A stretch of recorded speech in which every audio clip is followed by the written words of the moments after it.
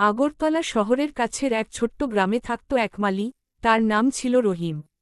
ছোটবেলা থেকেই গাছপালার প্রতি তার অদ্ভুত টান ছিল। অন্য ছেলেরা যখন মাঠে খেলত, রহিম তখন বাড়ির পেছনের ছোট বাগানে মাটি খুঁড়ে নতুন চারা লাগাত। রহিমের বাবা ছিলেন একজন সাধারণ দিনমজুর। সংসারে অভাব ছিল, কিন্তু ভালোবাসার কমতি ছিল না। বাবা তাকে বলতেন, গাছের যত্ন নিলে গাছও একদিন তোমার যত্ন নেবে। এই কথাটা রহিম মনে গেঁথে নিয়েছিল। গ্রামের স্কুলের পাশেই ছিল এক পরিত্যক্ত জমি। জায়গাটা আগাছায় ভরা, কেউ সেখানে যেত না।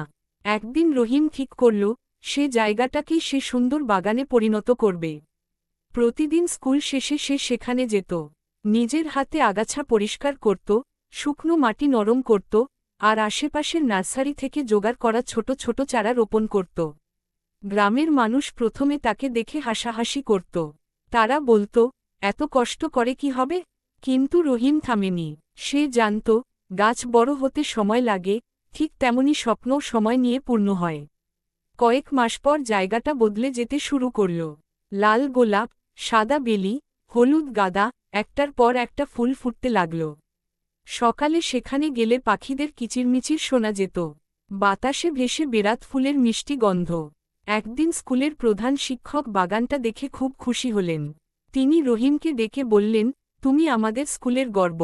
তোমার এই বাগান শুধু সৌন্দর্যই বাড়ায়নি, আমাদের মনও ভালো করে দেয়। এরপর স্কুল থেকে তাকে ছোট একটি পুরস্কার দেওয়া হল। রহিমের পরিশ্রমের কথা ধীরে ধীরে পুরো গ্রামে ছড়িয়ে পড়ল। গ্রামের লোকেরা বুঝতে পারল, ছোট্ট ছেলেটার বড় মন আর অদম্য ইচ্ছাশক্তি এই পরিবর্তন এনেছে। তারা এখন তাকে সাহায্য করতে শুরু করল। কেউ জল আনত, কেউ সার দিত, কেউ আবার নতুন চারা এনে দিত। বছর শেষে সেই পরিত্যক্ত জমি হয়ে উঠল গ্রামের সবচেয়ে সুন্দর জায়গা। সেখানে ছোটদের জন্য বসার বেঞ্চ বানানো হল। সন্ধ্যায় গ্রামের মানুষ সেখানে বসে গল্প করত। সবাই রহিমকে ভালোবেসে ডাকত, সবুজ মালি। রহিম বুঝল, পরিশ্রম আর ধৈর্য থাকলে যেকোনো স্বপ্নই সত্যি হতে পারে। সে মনে মনে ঠিক করল, বড় হয়ে সে একজন বড় উদ্যানপালক হবে এবং আরও অনেক জায়গাকে সবুজে ভরিয়ে তুলবে। এইভাবেই এক সাধারণ মালির ভালোবাসা আর পরিশ্রম বদলে দিল একটি পুরো গ্রামের চেহারা।